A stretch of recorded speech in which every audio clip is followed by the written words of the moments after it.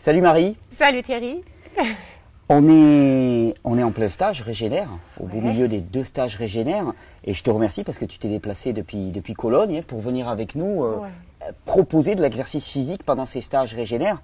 Et au cours de nos échanges, tu m'as fait remarquer à quel point la dimension physique du mouvement était peut-être quelque chose qui était ignoré et laissé en berne un petit peu, laissé en chantier chez la plupart des personnes que tu rencontres. C'est bien ça ce que tu as remarqué? Ouais, un peu. J'ai remarqué qu'il y a quelques-uns qui sont vraiment dans leur corps, qui sont confortables en faisant un petit exercice, mais il y a d'autres pour lesquels un mouvement est un autre monde presque, si je peux dire ça. Le moindre mouvement finalement. Enfin, pas le moindre mouvement, mais ce qui est très spécial sur le Bellicon, c'est le mouvement sur la toile de saut instable, donc sur une surface instable. D'accord, ça oblige à compenser en permanence. Oui, à commencer en permanence. Et le changement de la force de gravité qui apporte le Bellicon, donc au moment où on est debout, il y a toujours un changement de la force de gravité, donc l'oscillation, le mouvement d'oscillation. Et c'est quelque chose qui est pas du tout connu dans notre monde. Oui. Et, oui, le fait d'être sur des surfaces fluctuantes un petit peu. Fluctuantes. Qui ne soient pas du concret. Ouais. Et ça, je pense que ça a aussi une implication mentale parce que c'est quelque chose d'inconnu et quelque chose qui ne rassure pas au début. Et ça prend du temps pour s'habituer. Et donc pour aussi se rassurer mentalement. Oui, je pense aussi que tu sais, on a un organe là qui s'appelle le cervelet là, qui est à la base là en bas au-dessus du tronc cérébral, qui est vraiment l'organe de l'équilibre. Et comme moi je le montre souvent en cours, on se retrouve souvent dans des situations avec beaucoup de congestion à ce niveau-là, au niveau de la tête. Le cervelet est impacté. Donc nos centres de l'équilibre sont relativement faibles dans leur capacité à l'équilibration. Et c'est vrai que le Bellicon met au challenge à ce niveau-là. Absolument. C'est un très grand challenge. C'est un très gros challenge. Mais c'est là où je trouve ça intéressant parce que dans le cours, je montre souvent que si on dépasse la capacité d'adaptation d'un corps humain, c'est pas bon. C'est dur et c'est un stress en tant que tel. Ouais. Par contre, le corps humain n'est pas non plus fait pour être au repos. Il est fait pour être amené à la limite de ce qu'il peut accepter comme capacité d'adaptation. Et je trouve que c'est très intéressant parce que le simple fait de demander une adaptation par un mouvement sur un support qui est mouvant finalement, améliore la fonction du corps. C'est ce qu'on montre régulièrement. Et c'est ce que tu as proposé dans ces stages finalement. Chacun à son niveau. Chacun à son niveau, ouais. Et j'ai remarqué que les cours, le Bellicon, il sert comme pour des exercices très basiques, très simples, des exercices, comme tu dis, d'adaptation. Et là, ça suffit vraiment de marcher au-dessus, de faire des exercices de l'équilibre et des coordinations. Et, équilibre et coordination. Tu peux me montrer un ou deux là comme ça? Ouais, bien sûr. Qu'est-ce que tu ferais de simple, d'équilibre et de coordination? D'abord, peut-être la marche légère, c'est que... équilibre, ça commence comme ça. Donc, sentir les transferts de poids. Ouais, le transfert de poids. Et déjà ça, c'est quelque chose, en combinaison avec une légère oscillation, maintenant on oscille légèrement, toi aussi, c'est vraiment quelque chose de complètement inconnu.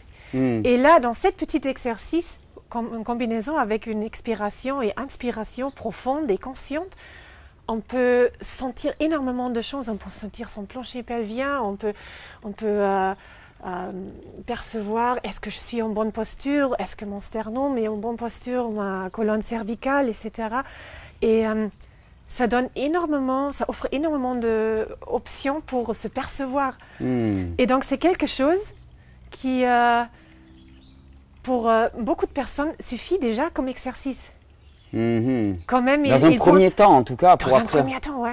Quand même, la plupart des personnes, ils viennent, ils regardent, ils voient le Bellicon, ils veulent tous faire ça, et les sautillements, et du coup, ils se rendent compte, mais ça travaille beaucoup. Oui, d'accord. Il y a une espèce d'enthousiasme au départ, mais il faut apprendre à rentrer en contact.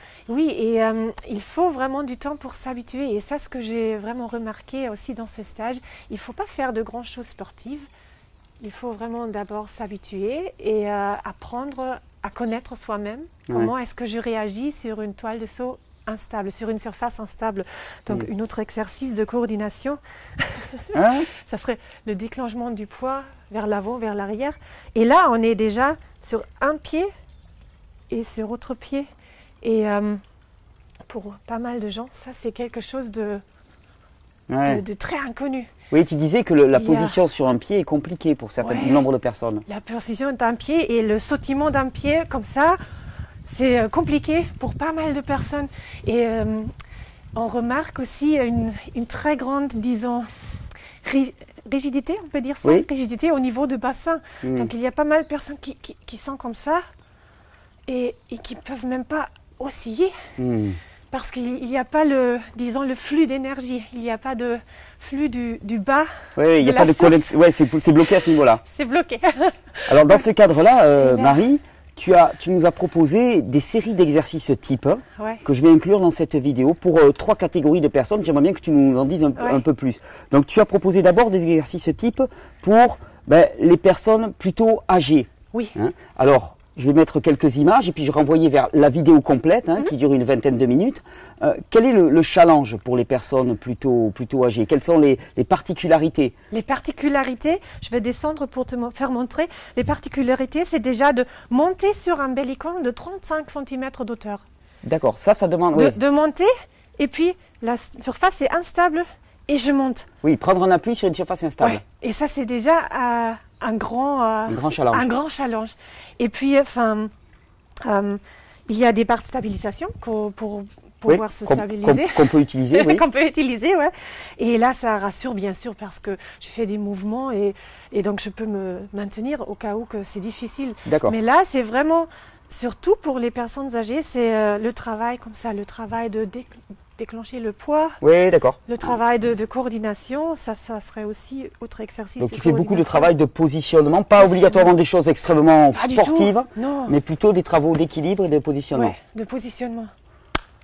Deuxième catégorie de personnes à laquelle tu t'es adressée, c'était les femmes en particulier, post-accouchement, après l'accouchement. Alors là, c'était quoi le challenge avec ça? Le challenge avec cela, c'est le thème du plancher pelvien.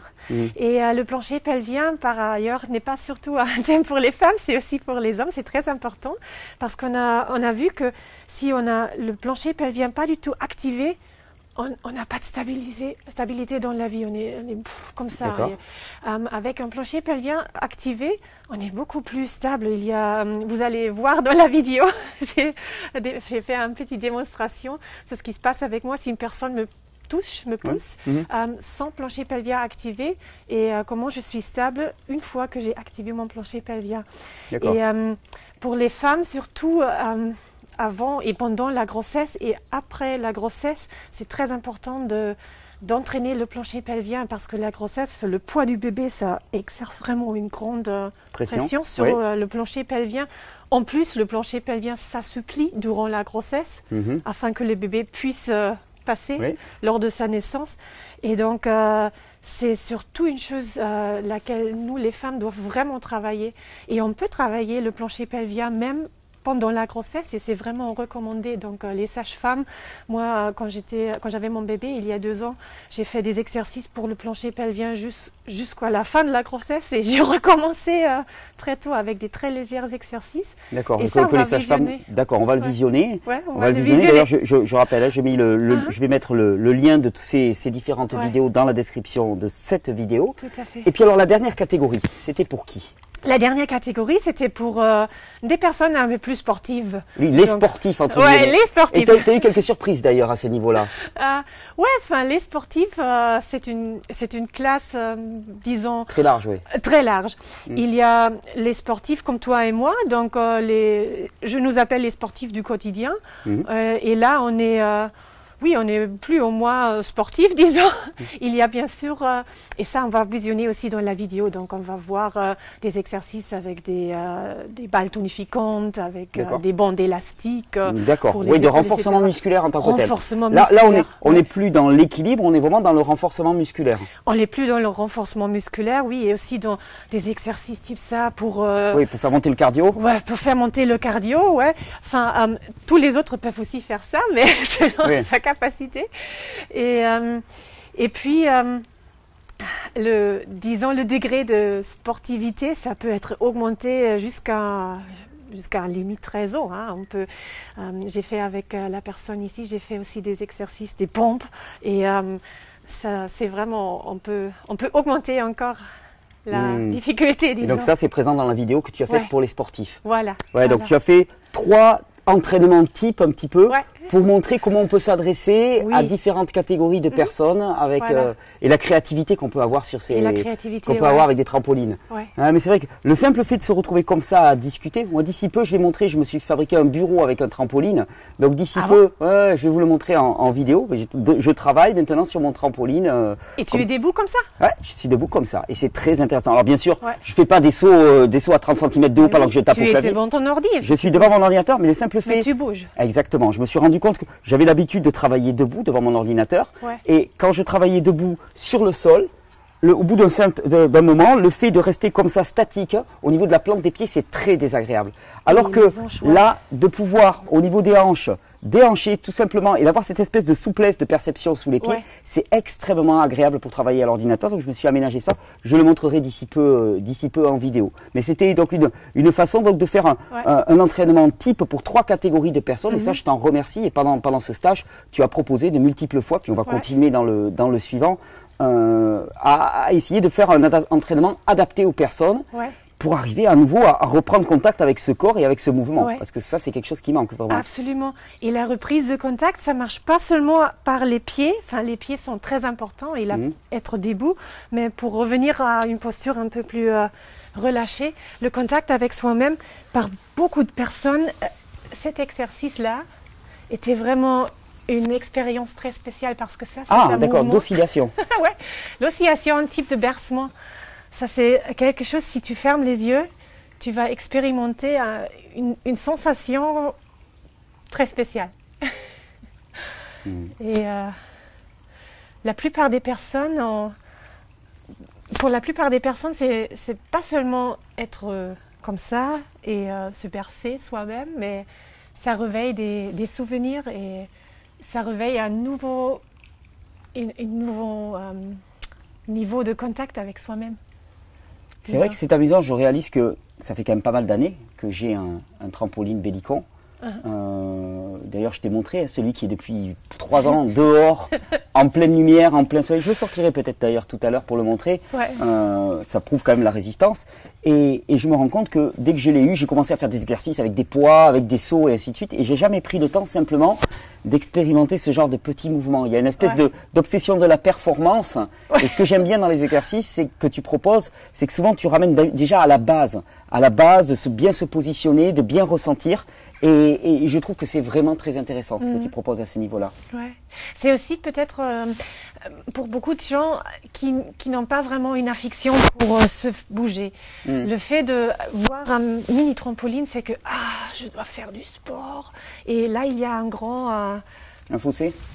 Un grand Un grand fossé? Oui, un grand fossé pour faire ça. Mais ce n'est pas le cas. Il ne faut pas vraiment faire du grand sport sur le Bellicon. On peut l'utiliser surtout, et moi je recommence ça pendant les premières 2-3 mois de l'utilisation, de s'habituer à l'appareil. Et de prendre contact avec lui. Oui, de prendre contact. Et avec le Bellicon, mais surtout avec toi-même.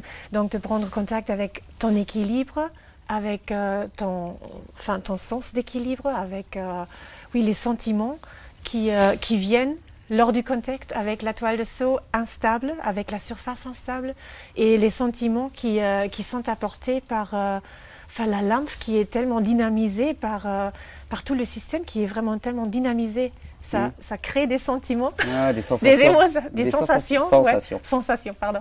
Ça crée des sensations et aussi des émotions qui peuvent être vraiment surprenantes. Et il ne faut pas faire des grands sauts, il ne faut pas faire du sport pour ça, il faut juste se bouger très tranquillement. Oui, la lymphe bouge très tranquillement. Voilà. J'ai une petite surprise pour toi pour terminer cette vidéo aussi. Mon Dieu! Parce que, effectivement, on peut doucement prendre contact avec la toile, mais j'ai une vidéo d'un copain aussi que j'ai envie de mettre là, où tu vas voir, si on peut faire des pratiques quand même assez rigolotes avec le Bellicon. Je vais la mettre juste après. Je te remercie Marie pour tout ce que tu as fait dans ce stage. Je te remercie pour les différentes séquences que tu as filmées et qui sont mises en lien. Et pour ton investissement, pour nous aider à reprendre contact avec ce corps, ce qui est vraiment une priorité. Il y avait d'autres personnes qui travaillaient avec le corps dans ce stage. Et je trouve que c'est une dimension qui est vraiment essentielle. Donc merci d'avoir fait le voyage jusqu'à nous. Merci à toi Thierry et à la prochaine. À la prochaine.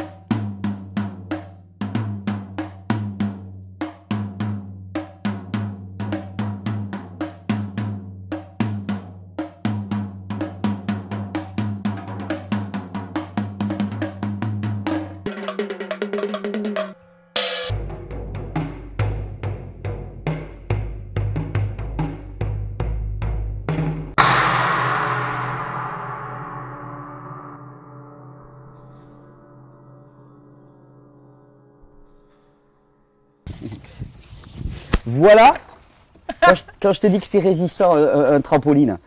3 ans dehors avec le coussin. Bon, le coussin commence à être un petit peu fané, mais tu as vu la toile, elle a pourtant été perforée avec des tournevis. Hein. Les enfants l'ont mis vraiment à l'épreuve. Vous n'aviez jamais fait de test comme ça hein, sur un Bellico au tournevis? Eh bien, pourtant, il fonctionne encore très très bien. 3 ans sur le soleil, sous la pluie, sous le vent catalan. Voilà ce que ça donne. Ouais, et on a même l'utilisé lors de stage. Donc, il y avait pas mal de personnes qui se sont entraînées là-bas. D'abord, ils étaient, oh, ça va pas ça va pas casser? Non, non, non, non, ça casse pas. Ça se casse pas, donc c'est vraiment de la qualité. Ouais. Je te remercie Marie encore une fois. Je te remercie aussi. J'ai une deuxième petite vidéo rigolote, je l'envoie là. Et puis, bah, écoute, on se retrouve à la prochaine. Merci pour ton investissement dans nos stages. Merci pour ton invitation. C'est toujours un grand plaisir.